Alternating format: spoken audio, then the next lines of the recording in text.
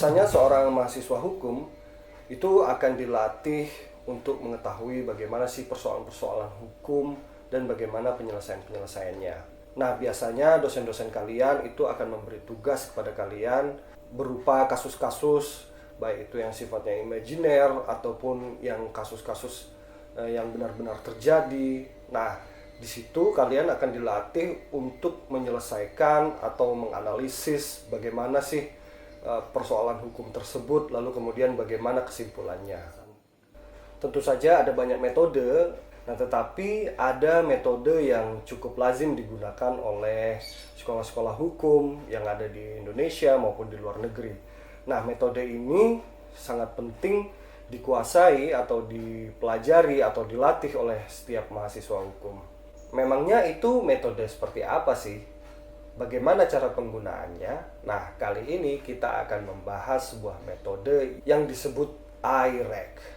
Apa itu IREC dan bagaimana menggunakannya? Nah, yuk kita simak penjelasannya berikut ini.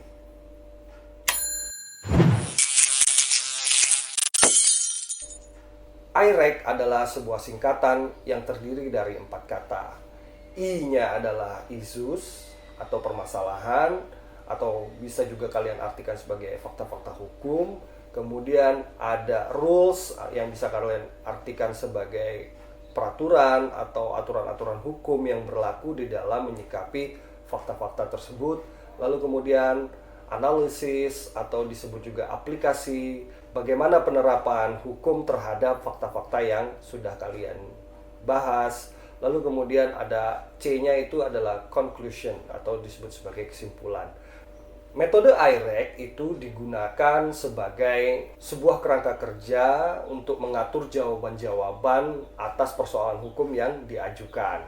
Metode ini biasanya digunakan oleh orang-orang hukum di dalam menganalisis suatu persoalan hukum supaya bisa mendukung argumen-argumen hukum yang lebih kuat lagi.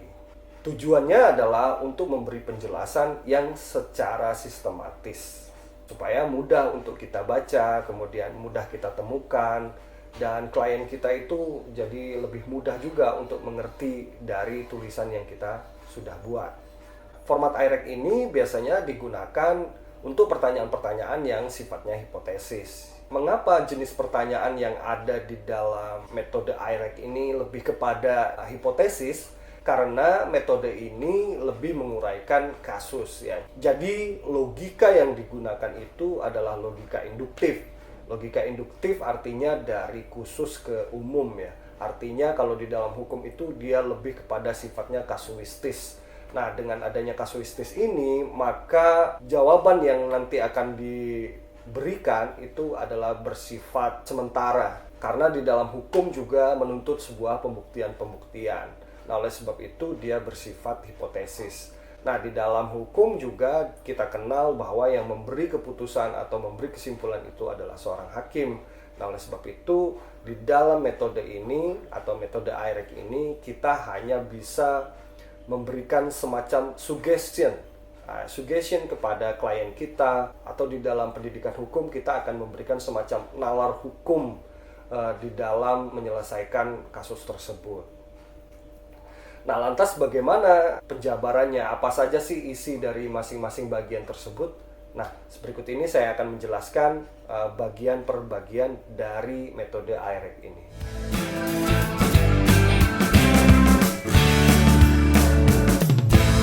Pada bagian yang pertama yaitu adalah bagian issues. Nah, di bagian issues ini kita akan mengumpulkan fakta-fakta yang kita sedang hadapi atau persoalan hukum yang sedang kita hadapi. Nah, oleh sebab itu di dalam issues ini kita akan lebih bersifat deskriptif. Jadi kita akan memberikan gambaran tentang kasus atau permasalahan yang terjadi atau yang sedang kita hadapi.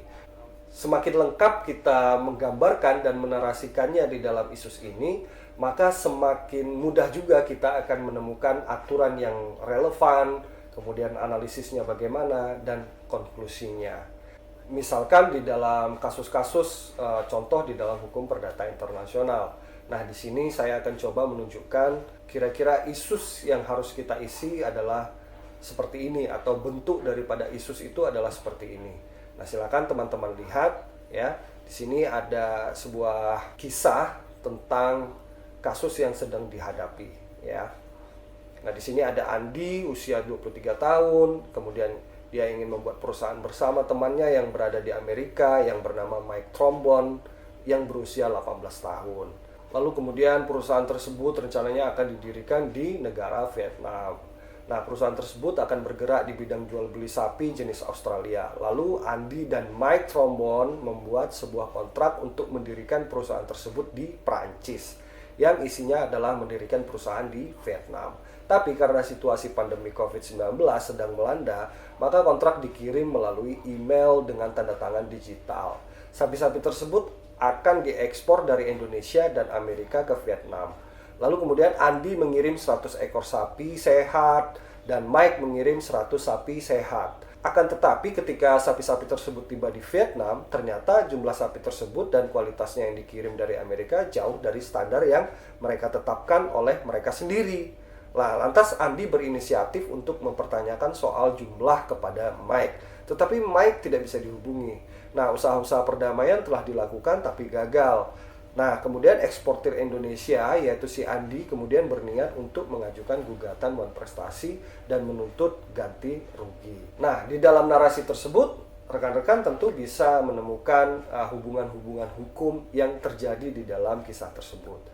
Kalau kita melihat di dalam sudut pandang hukum perdata, maka hubungan-hubungan hukum itu bisa kita lihat adanya hukum kontrak, misalnya ada nggak hukum kontrak di situ, kemudian ada perkawinan, kemudian ada waris ya, kemudian ada juga perbuatan melawan hukum dan lain sebagainya. Nah, di dalam kasus tersebut, kira-kira atau di dalam kisah tersebut, ada nggak kira-kira yang masuk ke dalam salah satu daripada jenis-jenis hukum yang sudah saya sebutkan tadi?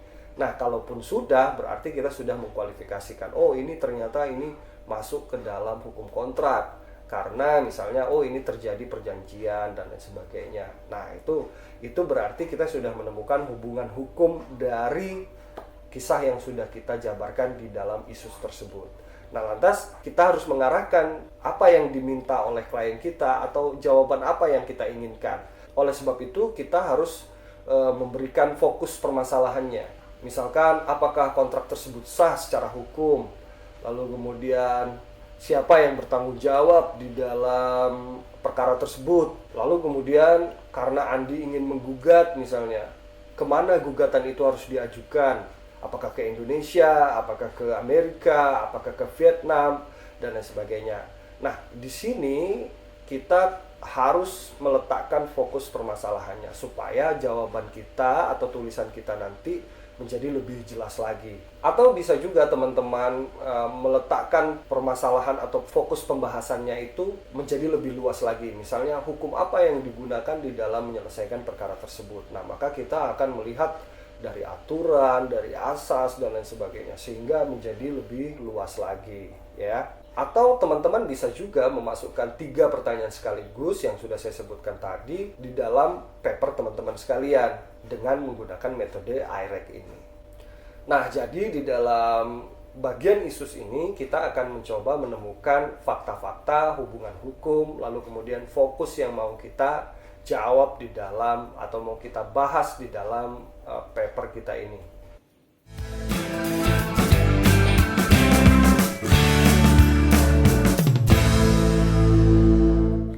Kemudian yang kedua itu adalah rules. Rules ini bisa kita artikan sebagai aturan yang relevan di dalam menyelesaikan perkara tersebut atau yang sesuai dengan perkara tersebut.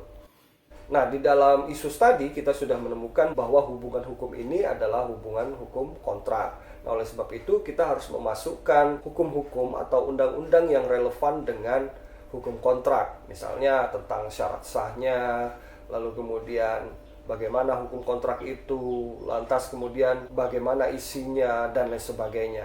Nah, oleh sebab itu kita perlu untuk mengutipkan beberapa aturan-aturan atau undang-undang mana saja yang akan kita gunakan di dalam menganalisis perkara yang sedang kita hadapi. Nah, karena kita sedang membahas Dani tadi pada bagian isus, nah kita membahas bahwa Dani sedang ingin menggugat partner yang diajaknya berjanji itu tadi ke pengadilan. Kemana gugatan ini akan diajukan misalnya? Maka sudut pandang kita adalah Dani. Dani kita ketahui bahwa dia adalah warga negara Indonesia. Nah, maka kita coba lihat, telusuri hukum-hukum yang terkait dengan kontrak yang telah ada di Indonesia. Misalkan saja tentang syarat sah perjanjian di dalam pasal 1320 KUH Perdata. Nah, itu akan kita masukkan ke dalam bagian rules ini supaya kita menjadi jelas, oh ini aturan ini juga berkaitan dengan hukum kontrak. Lalu kemudian hukum-hukum yang lain yang dianggap relevan di dalam menyelesaikan perkara ini. Sehingga nanti teman-teman udah tahu bahwa untuk kasus ini aturannya adalah menggunakan undang-undang A, B, C, dan D. Lalu kemudian jangan lupa pula prinsip-prinsipnya juga harus dimasukkan ke dalam bagian rules ini.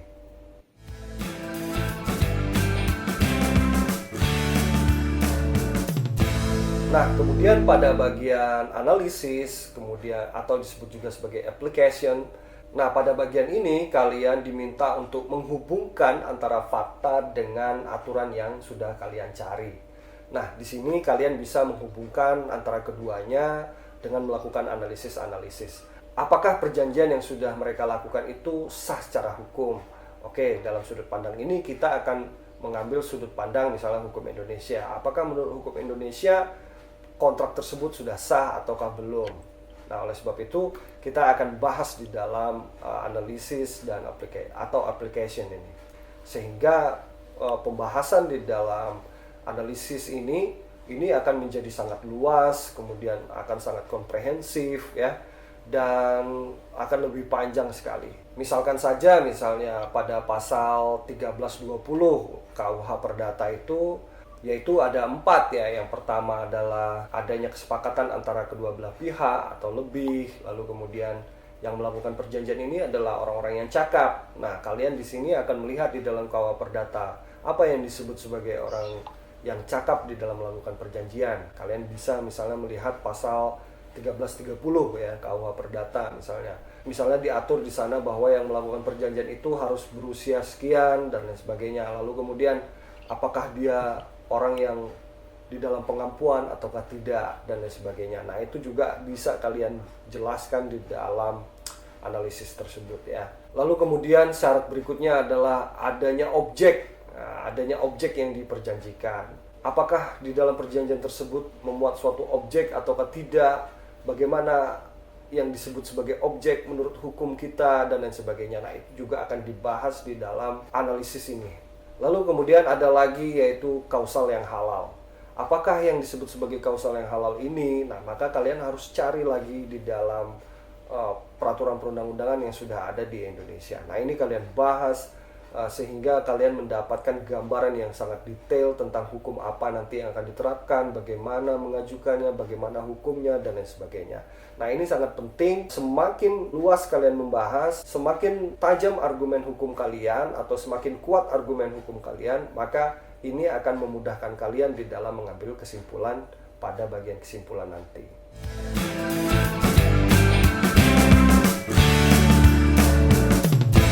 Lalu kemudian di bagian akhir yaitu bagian conclusion atau disebut juga sebagai kesimpulan. Seperti yang saya katakan tadi bahwa semakin kuat argumen hukum kalian, maka akan semakin mudah kalian di dalam menemukan kesimpulannya.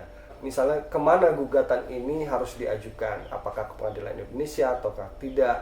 Nah, misalnya ke pengadilan Indonesia, ke Amerika atau ke Vietnam. Nah, di sini kalian bisa menyimpulkan. Misalnya bahwa setelah kalian menelusuri aturan-aturan itu berdasarkan asas-asas tertentu, nah maka kalian bisa menyimpulkan bahwa gugatan akan diajukan ke pengadilan di Indonesia misalnya, atau pengadilan di Amerika atau di Vietnam. Nah, itu kalian bisa kalian tuliskan di dalam kesimpulan. Lalu kemudian misalkan hukum apa yang akan digunakan, nah berdasarkan asas yang sudah dicari di dalam aturan-aturan tadi, nah kalian menyimpulkan bahwa kasus ini akan diselesaikan menggunakan hukum, misalnya hukum Vietnam, karena perusahaan itu didirikan di Vietnam dan lain sebagainya. Semakin kuat argumen hukum kalian, nah maka akan semakin mudah kalian dalam menentukan kesimpulan. Nah, kalau pertanyaan di awal tadi ada 3, nah maka kesimpulannya harus ada 3. Kalau pertanyaannya hanya ada dua, nah maka kesimpulannya juga hanya ada dua. Nah itu tadi metode IREX, semoga bisa membantu teman-teman sekalian di dalam belajar menganalisis kasus-kasus hukum. Saya Agit Yogi Subandi, terima kasih.